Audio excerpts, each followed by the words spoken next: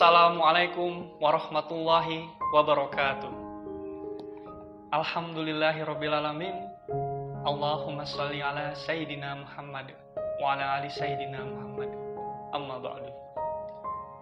Teman-teman yang dirahmati oleh Allah Subhanahu wa Ta'ala, saya Erwin Aprilian Pratama pada kesempatan kali ini akan menceritakan tentang kisah orang yang paling kita cintai, orang yang paling kita sayangi, dan orang yang paling kita rindukan untuk terus bersama-sama dengan beliau di surga Allah nanti.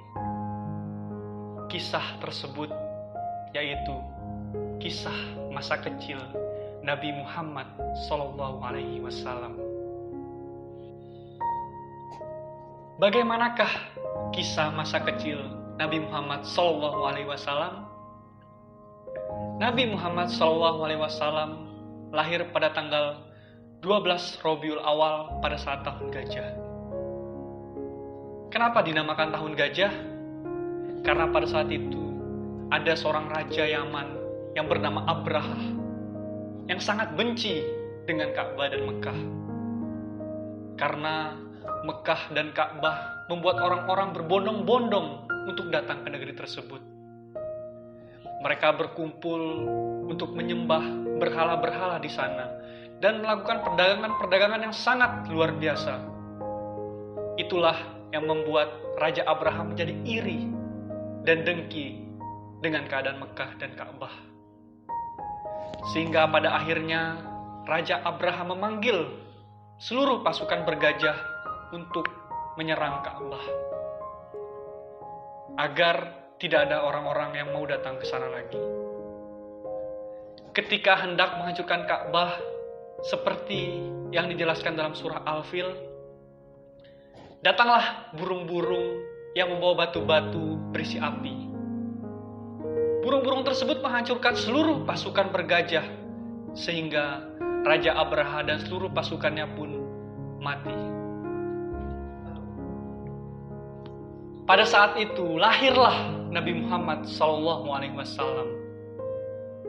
Beliau lahir dari pasangan Abdullah dan Siti Aminah. Kelahiran yang membawa keajaiban yang sangat luar biasa. Allah Subhanahu wa Ta'ala memerintahkan kepada seluruh malaikat untuk membuka pintu-pintu surga. Dan yang ada di bumi semuanya menjadi tentram, langit menjadi tenang, angin kemudian bersepoi-sepoi, tanaman-tanaman menjadi subur, dan dari bayi tersebut keluar cahaya yang sangat luar biasa menerangi seluruh kota. Itulah kelahiran dari seorang bayi yang belum pernah ada nama sebelumnya. Beliau diberi nama Muhammad oleh kakeknya Abdul Muthalib. Kemudian masyarakat Arab bertanya kepada Abdul Muthalib pada kala itu, "Kenapa engkau tidak memberi nama bayi tersebut seperti nenek moyang atau keturunannya?" tanya masyarakat Arab. Kemudian Abdul Muthalib menjawab, "Kuinginkan dia menjadi orang yang terpuji bagi Tuhan di langit dan bagi makhluk di bumi," jawab Abdul Muthalib. Dan kisah kelahiran Rasulullah SAW sudah diprediksi dari kitab-kitab sebelumnya. Dari kitab Injil, kitab Zabur, kitab Taurat, dan bahkan sudah diberitahukan kepada nabi-nabi sebelumnya bahwa akan lahir seorang manusia paling sempurna yang akan menuntun seluruh umat manusia yang ada di bumi.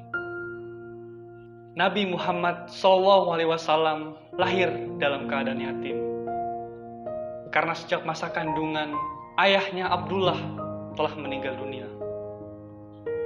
Ketika Nabi Muhammad SAW dilahirkan, kebiasaan penduduk pada saat itu adalah menyerahkan sang bayi untuk disusu pada wanita yang tinggal di pedesaan.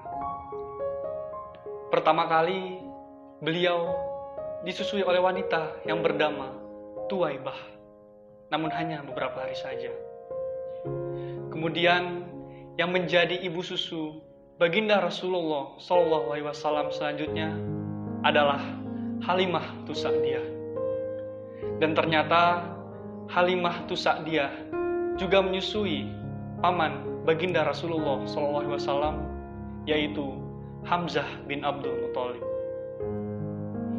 Ketika Rasulullah SAW disusui oleh Halimah Tusa'diyah dan dibawa ke pedesaan, maka terjadilah hal-hal yang sangat luar biasa pada desa tersebut.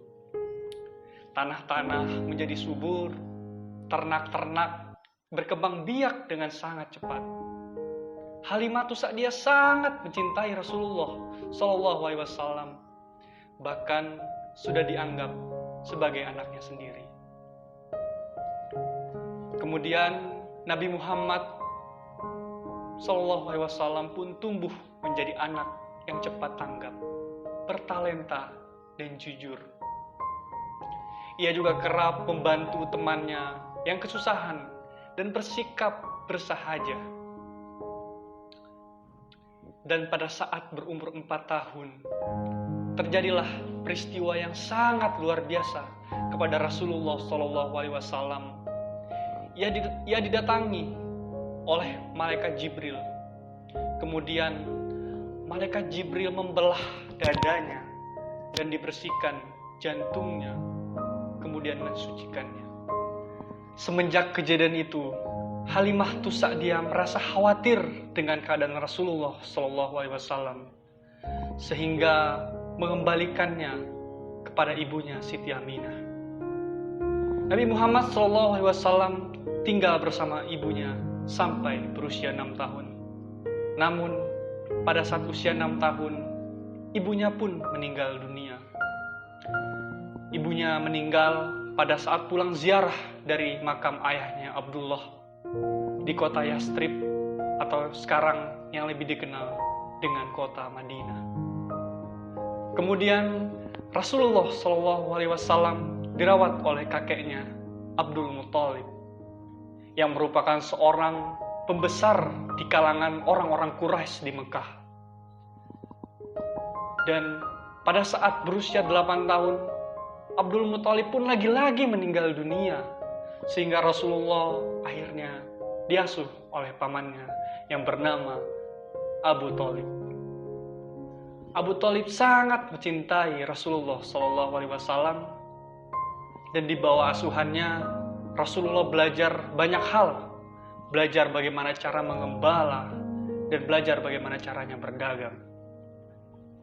Bertahun-tahun kemudian, Nabi Muhammad SAW tumbuh menjadi sosok remaja yang sangat luar biasa dan diberi gelar Al-Amin, atau artinya yang dapat dipercaya.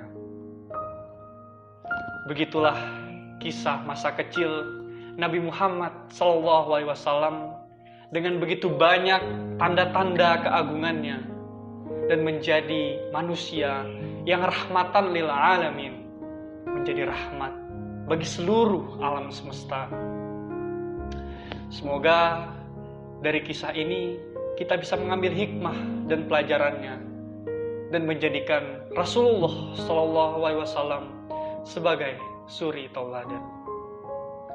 Sekian dan terima kasih. Wassalamualaikum warahmatullahi wabarakatuh.